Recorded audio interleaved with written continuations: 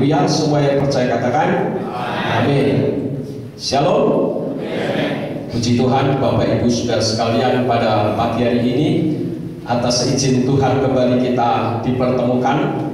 Saya akan menyampaikan firman yang saya beri judul Elohim yang mencari manusia.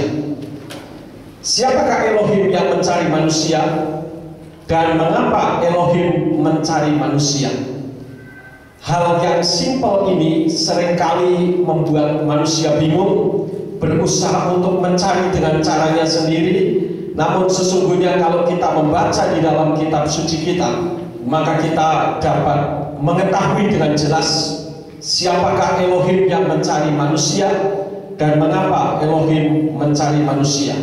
Dan hal ini ternyata dapat tersingkap dari kisah kehidupan Simeon. Untuk itu saya akan mengajak saudara-saudara untuk membuka di dalam kitab Lukas pasal yang kedua, ayat yang ke-25 sampai ayat yang ke-35. Lukas 2 ayat 25 sampai 35. Saya akan baca di dalam kitab suci Indonesia Literal Translation generasi yang kedua, yang demikian bunyinya. Dan lihatlah, ada seorang pria di Yerusalem namanya Simeon, dan orang ini benar juga saleh, sedang menantikan penghiburan bagi Israel, dan Roh HaKodes atau Roh Kudus ada padanya. Dan kepadanya telah dinubuatkan oleh Roh HaKodes sebelum ia melihat Mesias Yahweh tidak akan menghadapi kematian. Dan dia datang dalam roh ke bait suci. Ketika itu juga kedua orang tua itu membawa masuk bayi Yeshua agar mereka melakukan terhadap dia sesuai dengan kebiasaan Torah. Dan dia menerimanya dengan kedua tangannya, dan dia memberkati Elohim dan berkata, "Sekarang ya Yahweh, biarlah hambamu pergi dalam damai sejahtera sesuai dengan firman-Mu. Sebab mataku telah melihat keselamatan daripadamu yang telah Engkau sediakan secara terbuka bagi segala bangsa, terang bagi penyikapan bangsa-bangsa lain dan kemuliaan umat-Mu Israel." Baik Yosef maupun ibunya menjadi heran atas hal-hal yang dikatakan mengenai dia. Dan Simeon memberkati mereka dan berkata kepada Miriam ibunya, "Lihat, dia ditetapkan sebagai kejatuhan dan kebangunan banyak orang di Israel, dan sebagai tanda yang diberbantahkan.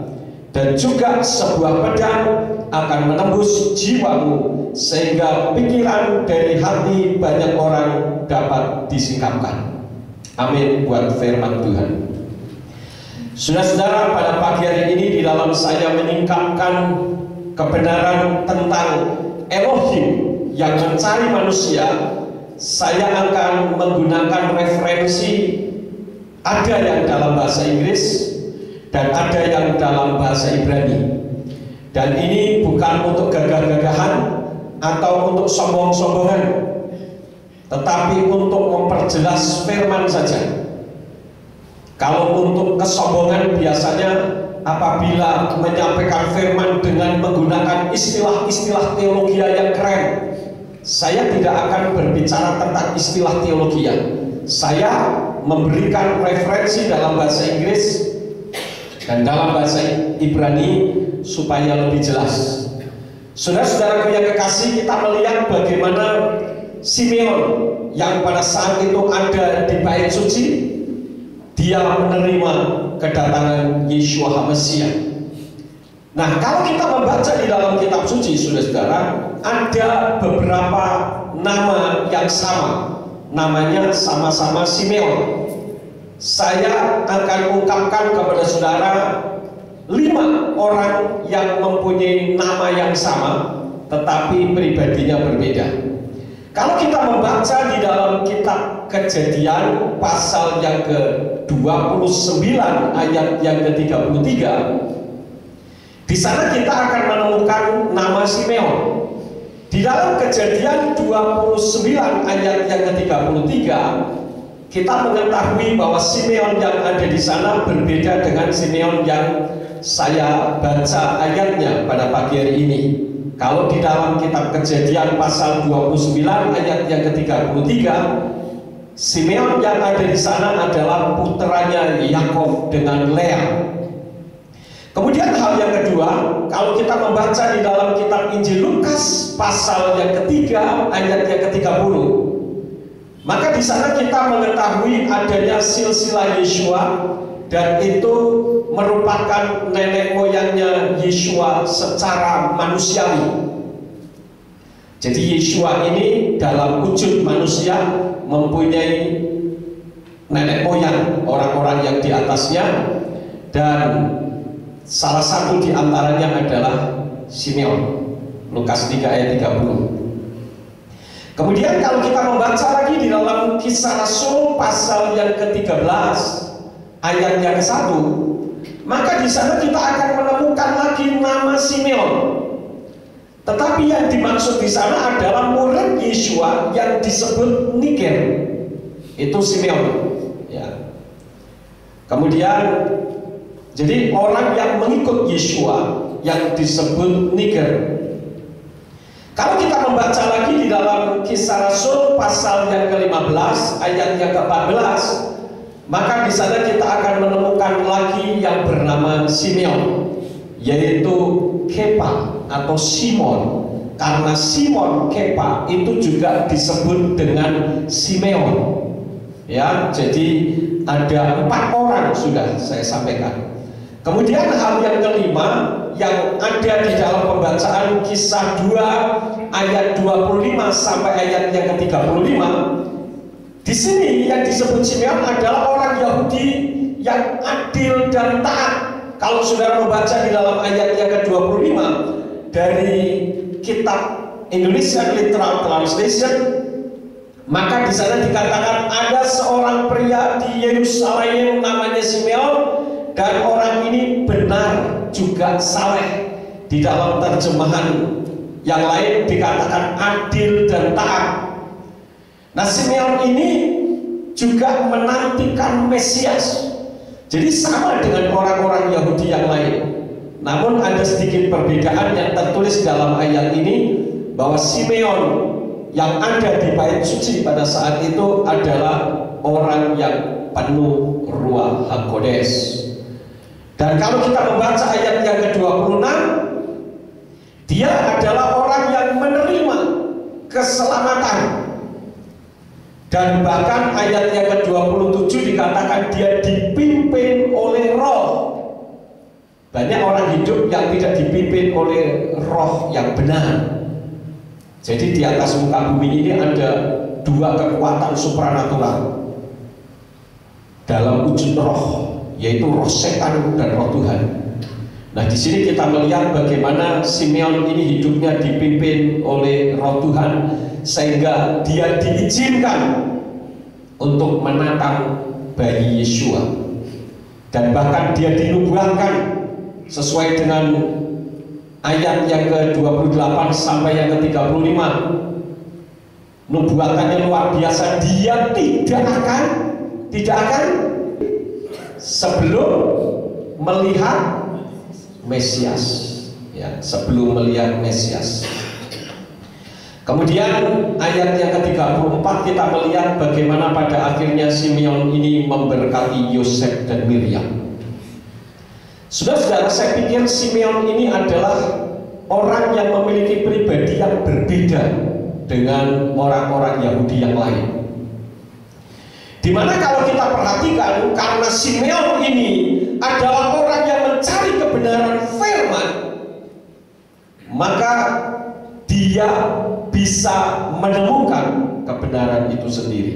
Sementara orang-orang Yahudi yang lain, dia belum mengerti siapa Mesias, tapi dia sudah mengerti bahwa bayi yang ada di depannya adalah Mesias yang datang dari Elohim. Jadi hal ini karena Ruach Kodes yang membimbingnya. Jadi kalau kita perhatikan kehidupan Simeon ini, dia adalah orang Yahudi yang saleh, orang Yahudi yang taat akan Elohim, orang yang takut akan Tuhan, sehingga apa yang menjadi pemikirannya, dia berfokus bukan kepada ajaran para nabi, tetapi dia berfokus kepada ajaran firman Elohim. Dan kalau kita memperhatikan ayat yang ke-27 sampai ayat yang ke-28, ternyata Simeon ini adalah ahli Torah. Kita lihat di dalam kitab suci ada banyak sekali ahli Torah, dan Simeon ini salah satu di antaranya. Coba saya akan baca ayat 27 dan 28. Dan dia datang dalam roh ke bait suci. Ketika itu juga kedua orang tua itu membawa masuk bayi Yesua agar mereka melakukan terhadap dia sesuai dengan kebiasaan Torah. Dan dia menerimanya dengan kedua tangannya, dan dia memberkati Elohim sambil berkata. Jadi kita melihat dari ayat ini bagaimana Simeon melakukan apa yang sudah biasa Torah katakan, karena dia mengerti Torah. Nah, saudara-saudaraku yang kekasih, apa yang terjadi ini, kedatangan Yesua ke bumi itu merupakan manifestasi dari kerinduannya untuk mencari manusia. Orang yang pertama bisa menatangnya adalah Simeon. Tentu saja yang dimaksud adalah yang bukan keluarga. Kita melihat di dalam kitab Matius pasal yang ke-7 ayat yang ke-7 sampai ayat yang ke-11. Mintalah dan itu akan diberikan kepadamu. Carilah dan kamu akan mendapatkan. Ketuklah dan itu akan dibukakan bagimu. Sebab setiap yang meminta dia menerima, dan yang mencari dia mendapatkan, dan bagi yang mengetuk ia akan dibukakan. Atau siapakah manusia dari antara kamu yang jika anaknya meminta roti malah dia memberi batu kepadanya, dan jika dia meminta ikan malah dia memberi ular kepadanya? Jadi jika kamu yang jahat tahu memberikan pemberian-pemberian yang baik kepada anak-anakmu, betapa lebihnya Bapamu yang di sorga, dia akan memberi yang baik kepada mereka yang meminta kepadanya. Kita melihat bagaimana kehidupan Simeon yang saleh, taat kepada Tuhan. Dia berusaha untuk mencari Sang Mesias, karena dia tahu bahwa apa yang sudah dia baca di dalam Torah, bahwa nanti akan ada Mesias juru selamat manusia. Dan dia terus mencari. Karena dia mencari, maka dia mendapat. Karena mencari dia mendapat. Demikian pun di dalam kehidupan kita. Kalau saudara datang ke gereja untuk mencari Tuhan, maka saudara akan mendapatkan. Banyak orang pergi ke gereja dengan tujuan beraneka macam. Tetapi kalau kedatangan saudara ke tempat ini pagi ini, atau mungkin saudara yang melihat video ini, saudara karena mau mencari Tuhan, maka saudara akan menemukan Tuhan. Sangat mudah sekali, saudara-saudara. Tuhan itu satu pribadi yang sangat mudah untuk ditemui. Saya pernah melihat ada orang main jailangkung, itu mengundang roh lain, ya, roh lain yang diundang, dan roh itu datang. Kita sering juga nonton televisi, ada film dunia lain atau uji nyali. Di situ kita melihat bagaimana roh berdatangan. Nah, kalau roh yang seperti itu saja mudah dipanggil, apalah lagi Tuhan. Tuhan itu sangat mengasihi manusia. Tuhan itu sangat mengasihi saudara dan saya. Karena itu dia sangat mudah untuk dijumpai. Jadi kalau ada orang yang ingin ketemu Tuhan, gampang, tinggal berdoa, panggil namanya, dia akan hadir. Walaupun kita tidak tahu secara kasat mata, saudara-saudara, karena Tuhan itu sangat mudah ditemui. Justru yang sering terjadi, umat-umatnya lah yang sangat sulit ditemui oleh Tuhan. Karena kalau akan dijumpai, dia lebih banyak lari ke sana ke sini. Dan bahkan mungkin Tuhan pun kalau mau ketemu juga harus lapor satpam dulu. Ini yang sering kali terjadi, bagaimana orang merasa dirinya menjadi orang hebat sehingga sulit untuk ditemui. Ya, saya memperhatikan ada para gembala-gembala yang sudah memiliki jemaat ribuan. Wah, ini sangat sulit dijumpai. Presiden lebih mudah ditemui daripada gembala sidang. Kenapa hal seperti ini? Karena dia merasa saya orang besar, harus ada ring, ya. Mau ketemu gembala sidang harus melewati ring pertama, ring kedua. Kalau itu lolos baru bisa ketemu gembala sidang. Begitu proteknya. Sehingga saya boleh katakan bahwa pelayan Tuhan, hamba-hamba Tuhan dalam tanda petik yang merasa diri besar, saya katakan mereka adalah untouchable men, orang yang tidak mudah dijamah. Tetapi tidak demikian halnya dengan Tuhan. Dia sangat mudah dijumpai. Nah, apa yang dilakukan oleh Simeon, saudara-saudara? Dia ini orang yang spesial lebih daripada orang-orang Yahudi yang lain. Orang Yahudi yang lain mereka sama-sama ahli Taurat, tetapi mereka terikat dengan doktrin-doktrin yang ada. Sementara Simeon dia hanya terpaku kepada firman. Kalau kita pelajari lebih jauh, bukan hanya ada Torah bagi Yudaisme, orang-orang yang menganut agama Yahudi, tetapi juga ada halakah, aturan-aturan. Ada 613 mitzvot atau peraturan-peraturan yang harus dilakukan. Saya tidak tahu bagaimana kehidupan Simeon.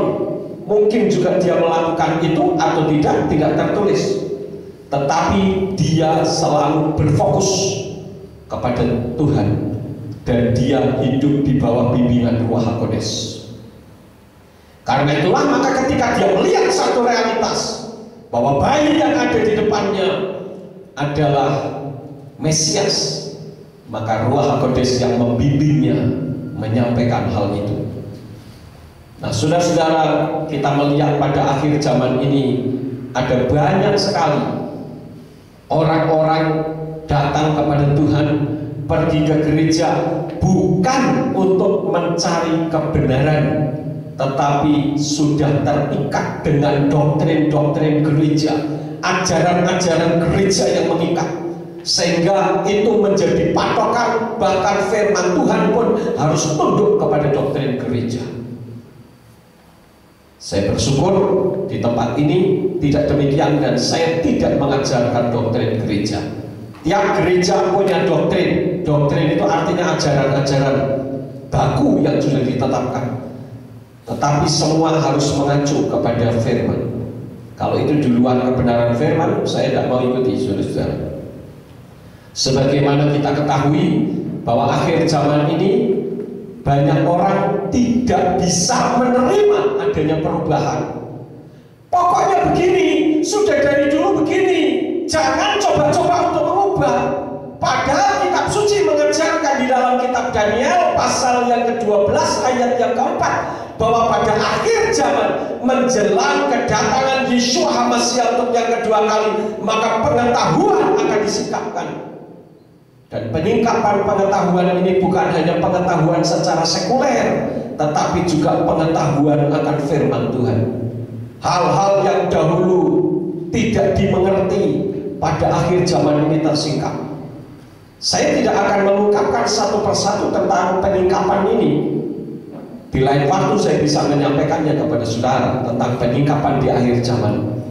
Namun kalau kita berbicara tentang kontroversi yang sekarang terjadi adalah tentang masalah nama Tuhan. Banyak orang tidak bisa menerima, padahal sudah jelas-jelas di dalam kitab suci ada. Namun karena orang sudah terikat dengan doktrin gereja, maka ada juga pendeta-pendeta yang mengatakan pokoknya sepanjang sinode kami belum menerima, maka saya akan tunduk kepada sinode. Nah, dengan demikian berarti dia lebih tunduk kepada aturan manusia daripada tunduk kepada aturan firman. Ada lagi yang mengatakan sepanjang Yayasan Lembaga Alkitab Indonesia belum mengubah kitabnya, maka saya tidak akan menyebut nama Yahweh. Wah, ini orang taat tapi membabi buta dan tidak mengerti apa-apa. Kalau bilang tentang taat kepada LAI, oke, coba tanya LAI, pernah nggak LAI menerbitkan kitab suci yang menggunakan nama Yahweh? Saya mendengar katanya pada yang terakhir terbitan nama Tuhan Guru Besar yang adalah nama sesembahan bangsa Israel yaitu Yahweh tidak diadakan lagi. Tapi saya tidak peduli tentang masalah itu. Tetapi yang jelas bahwa nama itu ada, dan Yayasan Lembaga Alkitab Indonesia pernah mencetak kitab yang langsung tertulis ada nama Yahweh. Contohnya kitab dalam bahasa Nias, dalam bahasa Batak, dalam bahasa Jawa, dalam bahasa Mandarin, dan bahkan dalam kitab edisi pastoral Katolik itu pernah dicetak oleh Yayasan Lembaga Alkitab Indonesia dan ada ribuan nama Yahweh di situ. Bagaimana? Jadi yang dianut berarti hanya satu versi kitab, padahal LAI juga mencetak banyak versi. Itulah sebabnya, maka dalam kesempatan ini nanti saya akan memberikan perbandingan-perbandingan supaya kita mengetahui. Tetapi saya ingin ajarkan kepada saudara bahwa kita datang beribadah bukan karena mencari sesuatu yang bukan dari Tuhan. Entah itu doktrin, entah itu apa, tetapi kita datang kepada Tuhan untuk mencari kebenaran firman-Nya. Amin, saudara-saudara. Jadi ini hal yang terpenting, datang dan cari kebenaran firman. Kalau saudara pada saat ini datang mencari kebenaran, maka saudara akan menemukan kebenaran. Tetapi kalau saudara mendengarkan ini, melihat video ini, dan saudara tidak mencari kebenaran, sampai di sini saudara sudah jengkel, saudara sudah marah, dan saudara akan berkata ini khotbah apaan? Tetapi kalau saudara dengan rendah hati mencari kebenaran, saudara akan menemukan kebenaran.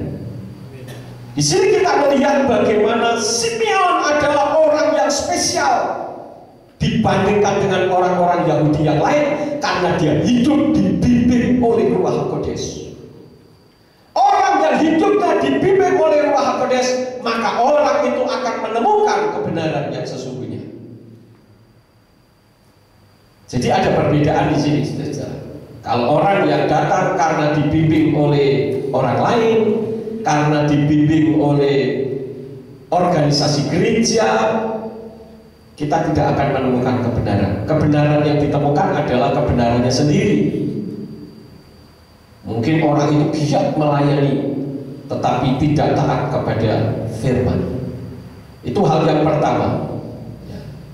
Yang kedua, Simeon ini adalah orang yang spesial karena Ruach HaKodes ada dalam dirinya, dan karena Ruach HaKodes ada di dalam dirinya, maka dia telah menyatakan kebenaran tentang Yeshua. Jadi sekali lagi dia berbeda dengan kebanyakan orang Yahudi yang lain. Hanya orang yang di dalam hatinya ada Ruach HaKodes atau Roh Kudus, maka orang itu mampu menyatakan siapakah Yeshua yang sesungguhnya. Ada orang yang mengatakan, oh Yeshua itu yang selama ini di Indonesia disebut dengan Yesus, itu pemimpin agama. Oh Yeshua itu pujangga besar. Ada banyak titel-titel yang disampaikan dari manusia tentang Yeshua. Namun itu semua tidak 100% benar. Kalau dikatakan dia pemimpin agama, kalau kita melihat agama itu artinya itu tidak, agama itu kacau. Manusia beragama supaya hidupnya tidak kacau. Ini adalah usaha manusia untuk mencari Tuhan. Yeshua pendiri agama Nasrani, boleh-boleh saja. Tetapi Yeshua bukan sekedar pendiri agama. Yeshua hanya nabi. Yeshua bukan sekedar nabi. Dia adalah Elohim yang mencari manusia. Kita melihat ada satu orang yang menyatakan siapa Yeshua yang sesungguhnya karena Ruach Kodes ada di dalam dirinya. Mari kita membuka di dalam kitab Matius pasal yang ke-16. Kitab Matius atau Matius pasal yang ke-16 ayat yang ke-15 sampai ayat yang ke-17. Saya akan baca demikian bunyinya. Dia berkata kepada mereka, dan kamu menyebut siapakah aku ini? Dan seraya menanggapi, Simon Kepa berkata, engkaulah Mesias putra Elohim yang hidup. Dan seraya menanggapi, Yeshua berkata kepadanya, berbahagialah kamu Simon bin Yona, karena daging dan darah tidaklah menyingkapkannya kepadamu, melainkan Bapa-Ku yang di sorga. Dan aku pun berkata kepadamu bahwa engkau adalah Kepa, dan di atas batu karang ini aku akan membangun gerejaku, dan gerbang-gerbang alam maut tidak akan kuat menahannya. Jadi saudara-saudara, Simon Kepa, Simon Petrus, dia menyatakan siapa Yeshua yang sesungguhnya. Sementara kalau kita membaca ayat-ayat sebelumnya, kita melihat, saudara-saudara, coba kita membaca dari ayat 13. Dan setelah tiba di daerah Kaisarea Filipi, Yeshua menanyai para muridnya dengan berkata, sebagai anak manusia orang-orang menyebut siapakah aku? Dan mereka berkata, di satu pihak Yohanes Pembaptis, di lain pihak Elia, di pihak lain lagi Yeremiahu, atau salah satu dari para nabi. Itu jawaban-jawaban yang salah semuanya, saudara-saudara. Kenapa? Karena bukan Ruach Kodes yang menyatakannya, tetapi karena Ruach Kodes, Roh Kudus menyatakan yang ada di dalam diri Kepa, maka dia katakan bahwa Yeshua adalah Mesias, Sang Juru Selamat.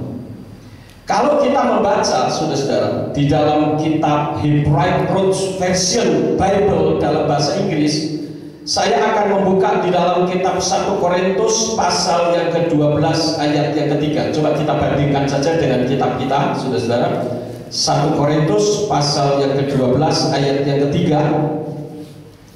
Di dalam kitab Indonesian Literal Translation generasi yang kedua, di sini dikatakan, oleh sebab itu aku memberitahukan kepadamu bahwa ketika berbicara dalam Roh Elohim, tidak seorang pun mengatakan Yeshua terkutuk, dan tidak seorang pun dapat mengatakan Yeshua Tuhan kecuali oleh Roh Kudus. Jadi orang yang mengatakan Yeshua Tuhan itu karena Roh Kudus. Tetapi kalau kita membaca di dalam kitab Hebraic Root Version dalam bahasa Inggris ini, wah, lebih radikal lagi. Di sana dikatakan, because of this, I make known to you that there is no one who speaks by the Spirit of Eloah and says that Yeshua is a curse, and neither is a man able to say that Yahweh is Yeshua except by the Ruach HaKodesh. Jadi orang akan mengatakan Yeshua itu Yahweh kecuali hanya karena Roh Kudus, karena Ruach Kudus. Nah, saudara dan saya, kita sudah menerima bahwa Yeshua itu Yahweh. Itu karena siapa? Karena siapa? Karena Roh Kudus. Karena Ruach Kudus lah, maka kita bisa menyatakan itu. Kalau bukan karena Ruach Kudus, gak peduli orang sekolah teologi setinggi apapun, mereka hanya pintar dengan teori-teorinya, pintar dengan istilah-istilah teologianya, sehingga kalau khotbah dengan istilah teologia, orang jadi bingung ini ngomong apa, bahasanya terlalu tinggi. Mungkin malaikat pun bingung, saudara-saudara. Tetapi tulisan yang ada di dalam kitab suci yang sudah sangat jelas tidak bisa dipahami. Memang ini di luar nalar, di luar akal manusia. Nanti saya akan lanjutkan lagi bagaimana statement-statement atau pernyataan-pernyataan dari Yeshua HaMashiach sendiri tentang siapa dirinya, yang tentu saja adalah Elohim yang turun ke atas muka bumi ini. Jadi saudara-saudara, hanya orang yang ada Ruach HaKodes lah yang mampu mengatakan bahwa Yeshua itu Yahweh. Coba kita kembali lagi ke kitab Lukas pasal yang kedua ayat yang ke-25. Ya, di situ dikatakan,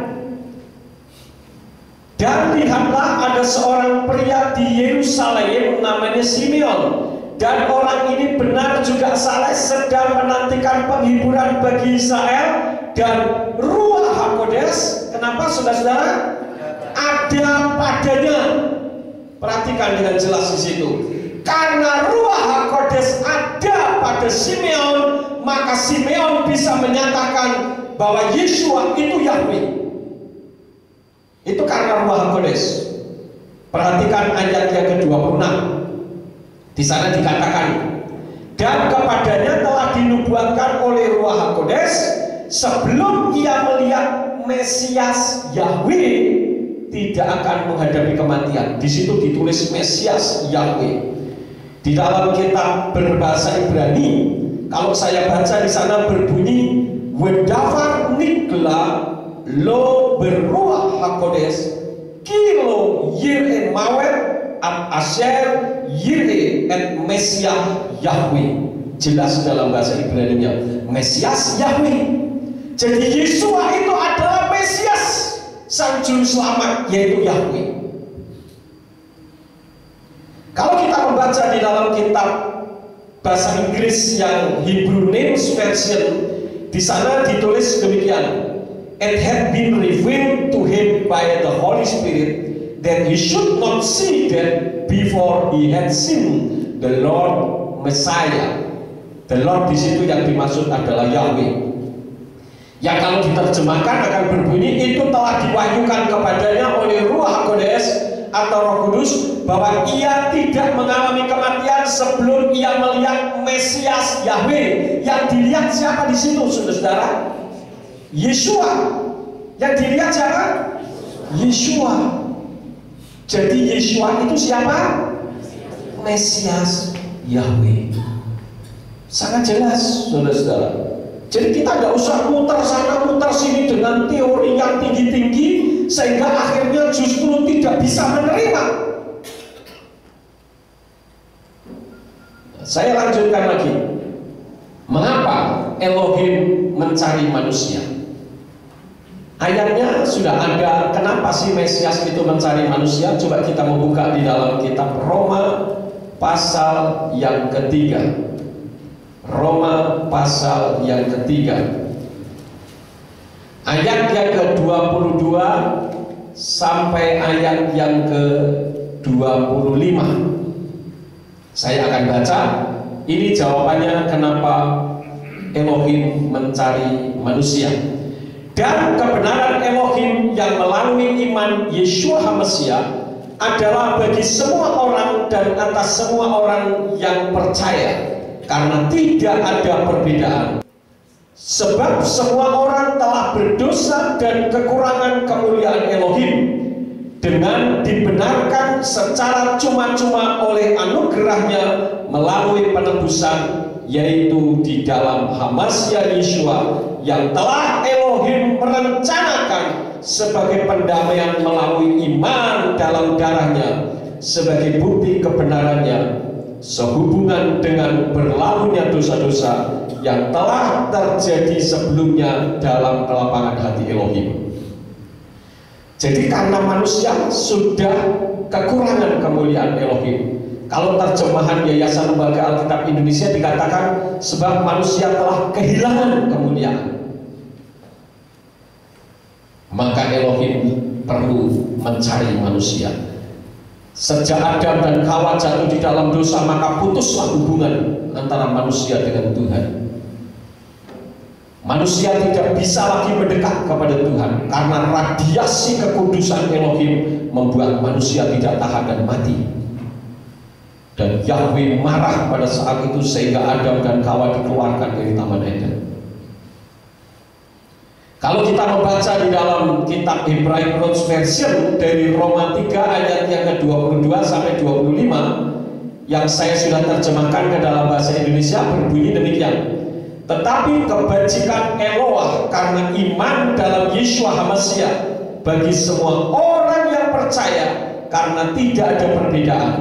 Karena semua orang telah berbuat dosa dan telah kehilangan kemuliaan Eloah, dan oleh karunia telah dibenarkan dengan cuma-cuma oleh keselamatan dalam Yeshua HaMashiach yang telah ditentukan Eloah menjadi jalan pendamaian karena iman dalam darahnya, karena ia telah membiarkan dosa-dosa yang terjadi dahulu. Jadi karena iman percaya kita kepada Yeshua HaMashiach itulah maka kita dipulihkan kembali. Bagaimana Elohim turun ke atas muka bumi mencari manusia, dan ketika kita mengimani kepada nama Yeshua HaMashiach maka kita mendapatkan apa yang kita cari, yaitu keselamatan yang sesungguhnya. Nah, kalau di dalam kitab tadi, saudara-saudara, dari Hebraic Root Version, di sana dikatakan dalam darahnya karena ia telah membiarkan dosa-dosa yang terjadi dahulu. Kenapa dosa-dosa dibiarkannya? Memangnya Yahweh tidak mampu mencegah manusia berbuat dosa? Saya mau bertanya kepada saudara, tolong dijawab. Kalau Yahweh menciptakan manusia supaya manusia tidak bisa berbuat dosa, bisa atau tidak? Sangat bisa, sangat bisa. Tetapi justru kalau Yahweh membuat manusia model seperti itu bukan ciptaan yang sempurna, hanya seperti robot. Kitab suci katakan manusia diciptakan menurut gambar dan rupa Elohim, dan itu dibuktikannya ketika manusia diberi kesempatan untuk mengambil keputusan. Jadi manusia sama seperti Elohim karena punya otoritas untuk mengambil keputusan. Termasuk ketika saudara pada saat ini datang dan duduk di depan saya, ataupun saudara mendengar, melihat melalui video ini, itu semua adalah karena keputusan yang sudah saudara ambil. Setelah ini saudara mau stop, kemudian saudara mau meninggalkannya, itu juga keputusan yang bisa saudara ambil. Atau keputusan sebaliknya, saya akan mendengarkan firman ini sampai selesai. Itu ada di tangan saudara. Itulah sebabnya maka manusia diciptakan menurut gambar dan rupa Elohim. Salah satu di antaranya adalah punya otoritas. Dan manusia itu hidup dipenuhi dengan otoritas pengambilan keputusan. Dari saudara mau tidur sampai saudara bangun tidur, semuanya diawali dengan pengambilan keputusan. Katakanlah sejak bangun tidur, ketika saudara sedang tidur lalu saudara terbangun, apa yang akan saudara lakukan? Saudara mau tidur lagi atau saudara mau langsung bangun? Itu adalah keputusan pertama. Dan kalau saudara ambil keputusan saya akan tidur lagi, ya sudah, saudara tidur. Tetapi kalau saudara ambil keputusan saya akan bangun, saudara terbangun, bangun, lalu saudara akan mengambil keputusan selanjutnya. Mau ngapain setelah bangun? Mau langsung makan karena perutnya lapar? Atau saudara mau sikat gigi dulu? Itu saudara ambil keputusan. Katakanlah sikat gigi dulu supaya fresh mulutnya. Setelah saudara sikat gigi, saudara mau ngapain? Langsung nabrak makanan atau saudara mandi dulu? Jadi manusia itu selalu dipenuhi dengan pengambilan keputusan dari hari lepas hari. Jadi termasuk menerima Yeshua HaMashiach sebagai Elohim yang datang dari Bapa Sorgawi, yaitu Yahweh, juga merupakan keputusan saudara. Saya terkadang sedih, saudara-saudara, kalau melihat di internet, khususnya di Facebook, banyak sekali pertentangan dan bahkan orang yang sudah menerima pribadi Yahweh pun kalau sudah memaki-maki sangat kotor, dan ini sangat memalukan. Padahal kitab suci tidak pernah mengajarkan seperti itu. Yang firman Tuhan ajarkan adalah kita menyampaikan kebaikan. dan tidak bisa dipaksakan. Ya, kita hanya bisa menyampaikan.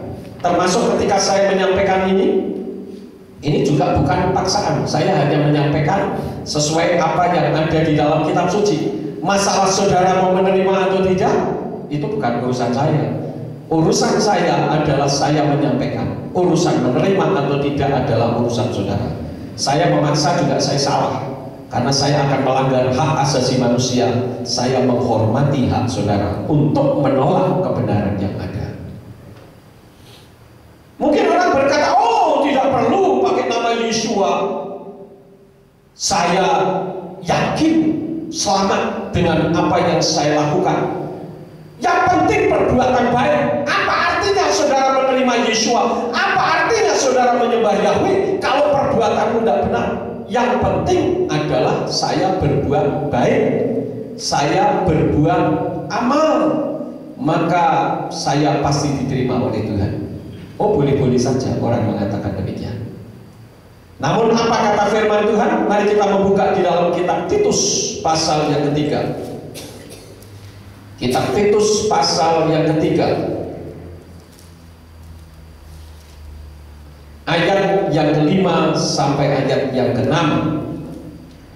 Di situ dikatakan, bukan atas dasar perbuatan-perbuatan yang ada dalam kebenaran yang telah kita lakukan, melainkan berdasarkan rahmat-Nya Dia telah menyelamatkan kita melalui permandian kelahiran kembali dan pembaharuan Ruh HaKodes yang telah Dia curahkan atas kita dengan limpah melalui Yeshua HaMasiah, Juru Selamat kita. Jadi kita diselamatkan oleh karena rahmat anugerah Yeshua HaMasiah. Karena Yahweh sendiri yang turun ke atas muka bumi ini untuk mencari umat manusia. Itulah Elohim yang sesungguhnya. Dia mencari. Kenapa dikatakan bahwa bukan amal atau perbuatan baik yang menyelamatkan? Yang pertama, dari pihak manusia. Kita tidak tahu seberapa target yang ditentukan oleh Tuhan untuk kita berbuat baik sehingga kita bisa selamat. Adakah yang tahu bahwa kalau saya berbuat baik sekian, baru saya masuk kepada zona keselamatan? Tidak ada yang tahu, saudara-saudara. Kemudian dari pihak Tuhan sendiri, perbuatan baik apa yang manusia akan lakukan? Sedangkan perbuatan baiknya manusia jika dibandingkan dengan perbuatan baik yang Tuhan berikan kepada manusia, sangat tidak sebanding. Itulah sebabnya maka perbuatan baik manusia itu tidak membawa keselamatan. Tetapi bukan berarti setelah kita menerima Yeshua HaMasiah sebagai Elohim, kita seenaknya sendiri. Perbuatan kita itu juga salah. Yeshua mengajarkan kita harus melakukan firman, dan firman Tuhan yang disampaikan itu tentu berbicara tentang kebaikan. Bagaimana kita bisa berbuat baik. Ucapan-ucapan kita bisa menjadi berkat. Namun sangat disayangkan dan membuat sedih hati ini ketika membaca tulisan-tulisan yang ada di Facebook, bagaimana orang-orang yang sudah menerima nama Bapa Yahweh memaki-maki, mengutuki dengan kata-kata yang kotor dan sangat kasar. Tuhan tidak pernah mengajarkan seperti itu. Justru saya sendiri pun seringkali dikatakan perlu bertobat karena tidak sesuai dengan apa yang disampaikannya. Padahal orang-orang itu belum pernah mengalami penderitaan karena nama Bapa Yahweh disampaikan, tetapi sudah jadi pahlawan kesiangan, bahkan mengutuki saya. Ini bahaya sekali, saudara-saudara. Firman Tuhan tidak pernah mengajarkan demikian. Karena itu maka perbuatan baik manusia itu tidak ada artinya. Apa kata firman Tuhan terhadap perbuatan baik yang manusia lakukan? Coba kita membuka di dalam kitab Yesayahu atau Yesaya pasal yang ke-64. Kita lihat Yesayahu pasal yang ke-64 ayatnya yang ke-6. Di sana dikatakan, namun kami semua menjadi seperti orang yang najis, dan semua kebenaran kami seperti kain yang najis. dan kami semua layu seperti daun, dan kejahatan kami seperti air mengembus kami. Jadi menurut ayat ini sebetulnya segala kebaikan manusia itu seperti kain najis. Terjemahan dari kitab suci Yayasan Lembaga Alkitab Indonesia katakan seperti kain kotor. Apa ada maknanya kain kotor kalau selain hanya untuk ngepel saja? Nggak bisa berguna yang lain. Oleh karena itulah maka kita perlu beriman kepada Yeshua Mesias. Dan ini sudah dinyatakan oleh Ruach HaKodes yang ada di dalam diri Simeon. Jadi kalau ada orang mengatakan, oh Yeshua itu bukan Yahweh, itu bukan datang dari Ruach HaKodes, bukan datang dari Roh Kudus, karena kitab suci menyatakan demikian. Tidak peduli pendeta besar siapapun, dengan jemaat berapa ratus ribu sekalipun, saya tidak peduli, saudara-saudara. Saya lebih peduli kepada firman. Jadi kesimpulannya bahwa Yeshua itu adalah Yahweh yang turun ke bumi untuk mencari manusia yang sudah jatuh di dalam dosa. Ya. Coba kita membuka ayatnya, bahwa Yeshua itu Elohim yang mencari manusia yang berdosa. Di dalam Lukas pasal yang ke-19 kita lihat Lukas pasal yang ke-19 ayatnya yang ke-10. Kiben ha'adam ba'al fakes ul Hosea et ha'ovet. Sebab anak manusia datang untuk mencari dan menyelamatkan yang hilang. Ya. Jadi Yeshua itu datang untuk mencari dan menyelamatkan yang hilang. Siapa yang hilang? Umat manusia yang terhilang di hadapan Bapa Yahweh karena telah berbuat dosa. Namun sangat disayangkan bahwa apa yang Tuhan lakukan tidak disambut dengan baik. Umatnya ternyata menolaknya. Maka Yeshua harus disalib. Ya. Jadi orang Yahudi ini menolak Yeshua. Namun orang-orang Kristen khususnya di Indonesia juga menolak Yahweh yang adalah Yeshua itu sendiri karena akibat dari kesalahan terjemahan kitab suci. Nah, kita ini ditugaskan oleh Tuhan untuk meluruskannya. Ada orang yang mengatakan begini, Pak Yakub ini usianya berapa sih? Kok berani-beraninya mengubah kitab suci yang sudah ratusan tahun ada? Saya bilang memang usia saya belum banyak. Saya juga berterima kasih kepada Yayasan Lembaga Alkitab Indonesia yang telah membuat saya mengenal siapakah Yeshua HaMasiah yang dulunya saya kenal dengan nama Yesus Kristus. Saya sangat berterima kasih untuk Yayasan Lembaga Alkitab Indonesia. Namun ketika saya mulai mempelajari lebih dalam dan ternyata di sana ada penerjemahan-penerjemahan yang tidak sesuai dengan kaidah penerjemahan, maka sudah menjadi kewajiban saya untuk meluruskannya. Nah, kalau diluruskan seharusnya ya bersyukur, berterima kasih, bukannya tambah marah. Kalau satu nama Yahweh diterjemahkan menjadi 4 yang berbeda, Tuhan guru besar semua, misalkan di dalam Yesaya 42 ayat 8, kemudian Allah hanya A-nya saja yang besar di dalam kitab Matius, kemudian Tuhan T-nya saja yang besar, dan Allah guru besar semuanya, padahal itu dari kata yang sama dan dari pribadi yang sama. Ini tidak sesuai dengan kaidah penerjemahan. Maka sudah menjadi kewajiban saya untuk meluruskannya, saudara-saudara. Jadi bukan mengubah-ubah, justru mengembalikan kepada kebenaran. Kalau nggak diterima, ya nggak apa-apa bagi saya, karena itu tidak ada masalah untuk saya. Yang menjadi masalah adalah saya menyampaikannya. Itu menjadi kewajiban.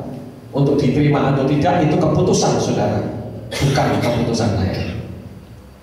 Kalau memang Ruach HaKodes ada di dalam kita, tentu kita akan menerima kebenaran itu. Ya. Sangat disayangkan. Nah, saudara-saudaraku yang kekasih, saya sampaikan pada saat ini dengan tegas, Yahweh itu jangan sampai ditolak. Kenapa? Karena Yeshua yang pertama, saya sebutkan ada 4 saudara, karena banyak sekali sebetulnya. Saya sampaikan 4 pada pagi hari ini. Yahweh itu jangan ditolak karena yang pertama, Yeshua pun ketika ada di atas muka bumi ini mengajarkan bahwa Yahweh itu lebih besar daripada dirinya. Kenapa? Karena Yahweh itu kekal, sedangkan Yeshua itu hanya sementara di atas muka bumi. Sekarang sudah tidak ada lagi Yeshua di atas muka bumi. Yang ada firman yang harus terus disampaikan. Coba kita membuka ayatnya. Apakah benar Yeshua pernah mengatakan bahwa Yahweh itu lebih besar daripada dirinya? Di dalam kitab Injil Yohanan atau Yohanes pasal yang ke-14 ayat yang ke-28, di situ dikatakan, kamu telah mendengar bahwa aku berkata kepadamu, aku pergi dan aku datang kembali kepada kamu. Jika kamu mengasihi aku, kamu telah bersukacita, karena aku berkata, aku pergi kepada Bapa, sebab Bapakku adalah lebih besar daripada aku. Kenapa? Karena Yahweh itu pemilik sorga dan dia kekal dalam wujud roh. Yeshua dalam wujud manusia sementara di atas muka bumi ini. Mulai menyampaikan misinya hanya 3,5 tahun saja kepada manusia. Sekitar usia 33 dia sudah meninggalkan manusia dan dia kembali ke sorga. Karena dia hanya berfirman kepada manusia. Dan dia satu hakikat dengan Yahweh, dan dia adalah Yahweh. Ini menurut suara Ruach HaKodesh atau suara Roh Kudus. Itu yang pertama. Jadi Yahweh jangan ditolak karena Yeshua juga mengatakan Yahweh lebih besar daripada dirinya. Yang kedua, Yeshua mengajarkan tentang nama Yahweh ketika ada di atas muka bumi ini. Jadi kalau ada orang mengatakan Yeshua tidak pernah mengajarkan nama Yahweh, Yesus selalu mengatakan Bapa, Bapa, makanya yang disebut doa Bapa kami bukan doa Yahweh kami. Ini ejekan-ejekan yang disampaikan oleh orang yang menentang nama Yahweh. Dikatakan Yesus itu tidak pernah menyebut dan mengajar nama Yahweh. Yesus mengajarkan dengan Bapa. Loh, Bapak itu kan sebutan ada banyak sekali Bapak. Bapak siapa? Di sini ada Pak Setiaji, ada Pak Irawan, ada Pak Amos Arisaksono. Banyak Bapak. Bapak yang mana? Saudara-saudara, kita membuka ayatnya supaya lebih jelas di dalam kitab Yohanan pasal yang ke-17 ayat yang ke-6. Di situ dikatakan, aku telah menyatakan apa, saudara-saudara? Aku telah menyatakan apa? Namamu kepada orang-orang yang telah engkau berikan kepadaku dari dunia ini. Mereka adalah milikmu dan engkau telah memberikan kepada mereka kepadaku, dan mereka telah memelihara firman-Mu. Sekarang kita baca lagi ayat yang ke-26. Masih pada pasal yang sama, ayat yang ke-26. Dan aku telah memberitahukan apa? Namamu. Aku telah memberitahukan apa yang berkeras? Namamu kepada mereka. Dan aku akan memberitahukan supaya kasih yang dengannya engkau telah mengasihiku dapat berada di dalam mereka dan aku di dalam mereka. Jelas. Ayat jelas begini kok sangat sulit. Dengan teori-teori teologianya yang sangat tinggi, membuat kepala jadi pening, saudara-saudara. Jelas Yesus sendiri mengajarkan nama Bapaknya. Oh, itu kan hanya tulisan, tidak pernah keluar dari mulut Yeshua. Kalau Yeshua itu mengatakan Yahweh dari mulutnya, Ini masih juga berdolak balik, berupaya untuk membuktikan. Nanti kalau sudah dibuktikan juga masih juga ngomong lain lagi. Oh, itu kan kitab suci bahasa Ibrani yang terjemahan dari Yunani. Jadi yang benar Yunani. Saya bisa buktikan kepada saudara bahwa terjemahan kitab bahasa Yunani banyak kekeliruannya kalau diklarifikasi dengan kejadiannya. Saya akan berikan satu pagi ini. Contohnya, waktu Yesua akan disalib, ya. Ketika itu Yesua mengatakan kepada murid-muridnya, nanti di antara kamu ada yang akan menjual aku. Yehuda Iskariot atau Yudas Iskariot mengatakan apa? Itu bukan aku ya Rabbi. Kemudian Yesua mengatakan apa? Engkau sudah mengatakannya. Nah, kalau Yesua mengatakan engkau sudah mengatakannya, sedangkan Yehuda Iskariot mengatakan itu bukan aku. Di dalam kitab berbahasa Yunani dikatakan meti ego emi, suara not ayem, sesungguh-sungguhnya itu bukan aku. Loh, ini kitab Yunani loh. Kenyataannya Yesua dijual oleh Yehuda Iskariot. Kalau begitu ada dua kemungkinan, nubuatan Yesua salah atau kitabnya yang salah.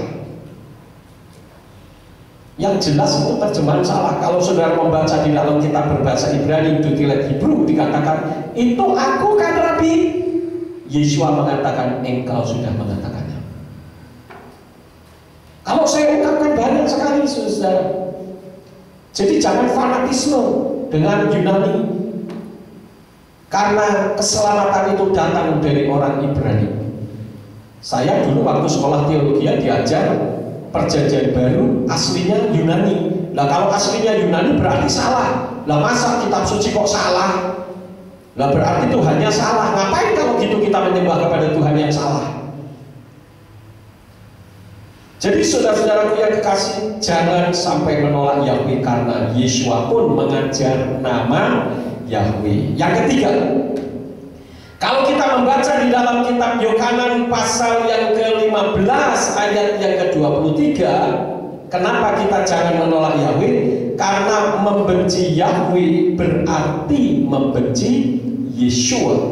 Di dalam kitab Yohanan pasal 15 ayat yang ke-23, Hasneoti husnegam et avi, siapa yang membenci aku, ia juga membenci Bapakku. Kalimat ini mengandung makna sinergi, yang artinya siapa yang membenci Bapakku, ia juga membenci aku. Kira-kira begitu, ya. Jadi saudara boleh mengatakan aku mengasihi Yesus, boleh. Tapi kalau saudara menolak Yahweh di hadapan Yesua, saudara sama dengan menolak dia. Oh, tidak bisa, ya boleh saja, itu pendapat saudara, ya. Itu artinya Tuhan didikte, bukan Tuhan yang mendikte kita, tapi kita yang mendikte Tuhan. Tuhan yang harus nurut saya.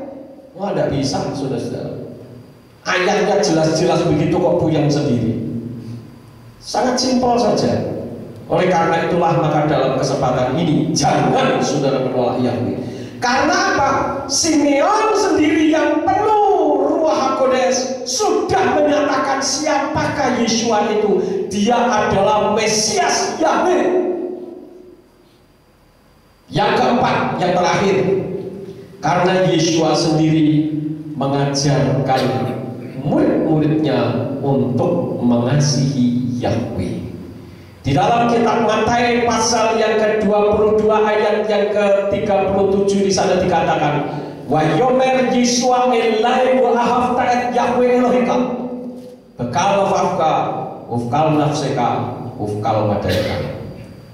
Firman Yesua kepadanya, kasihlah Yahweh Elohimmu dengan segenap hatimu, dengan segenap jiwamu, dan dengan segenap akal budimu. Nah, ayat ini Yesua sendiri mengungkapkan nama Yahweh dari mulutnya. Jadi kalau menolak Yahweh, Yesua yang mana yang saudara ikuti? Yesus yang mana yang saudara ikuti? Apakah itu yang disebut oleh Rabi Saul atau Rasul Paulus bahwa ada Yesus yang lain, ada Yeshua yang lain. Saudara-saudara, kita ini adalah orang-orang yang berbahagia karena Tuhan sudah menyatakan itu kepada kita. Seperti kepada Simeon yang mempunyai Ruach HaKodes di dalam dirinya, sehingga dia bisa menyatakan dengan tepat siapakah Yeshua HaMasiah itu. Nah, kalau kita sudah mengerti hal itu, saudara-saudara, jangan sampai kita menukarkan iman keselamatan kita ini dengan hal-hal yang berbau materi atau kenikmatan hidup, karena kita akan terbuang dari keselamatan. Jadi kita beriman kepada Yahweh yang turun ke atas muka bumi dalam wujud manusia, yang adalah Elohim yang mencari manusia. Sampai kapan, saudara? Sampai kapan? Loh, kok bingung? Sampai kapan? Sampai mati. Sampai mati. Itu harus beriman. Jangan sampai hanya masalah kecil kita tinggalkan Tuhan. Mutung, ya. Misalkan saudara ada selisih paham dengan sesamanya, atau saudara melihat tingkah laku orang Kristen, atau melihat tingkah laku orang yang sudah menyembah nama Bapa Yahweh, lalu saudara jadi tidak menerima Yahweh, yaitu salahnya sendiri. Ini tidak ada kaitannya. Itu berbicara soal pribadi lepas pribadi. Tergantung orangnya mau tidak melakukan firman, saudara-saudara. Oleh karena itulah maka saya ulang sekali lagi bahwa Elohim yang mencari manusia adalah Yeshua HaMasiah, dan dia adalah Yahweh, dan itu sudah dinyatakan oleh Simeon, orang yang spesial di antara orang-orang Yahudi yang lain, karena Ruach HaKodes ada di dalam dirinya, sama seperti Kepa pada saat ditanya oleh Yeshua, siapakah aku? Dan dia katakan, engkau adalah putra Elohim, juru selamat manusia. Nah, saudara-saudara yang kekasih, mungkin saudara pada saat ini masih bertanya-tanya, apakah hal itu benar? Saya katakan, apa yang saya ajarkan tidak keluar dari kitab suci. Kalau apa yang saya ajarkan itu di luar firman Tuhan, mungkin teologi, istilah-istilah teologi yang membuat saudara bingung dan saudara mungkin terkagum-kagum. Wah, ini orang pintar yang menyampaikannya. Percuma, mau pintar model seperti apa dengan titel berderet-deret dari ujung barat sampai ujung timur sekalipun, tetapi kalau keluar dari kebenaran firman berarti itu tidak benar. Jadi ini saja yang ingin saya sampaikan kepada saudara pada pagi hari ini. Biarlah keselamatan yang kita pegang tetap ada di dalam kehidupan kita sampai Yeshua HaMasiah datang kembali kepada kita. Amin, saudara. Mari kita bangkit berdiri bersama-sama. Haleluya.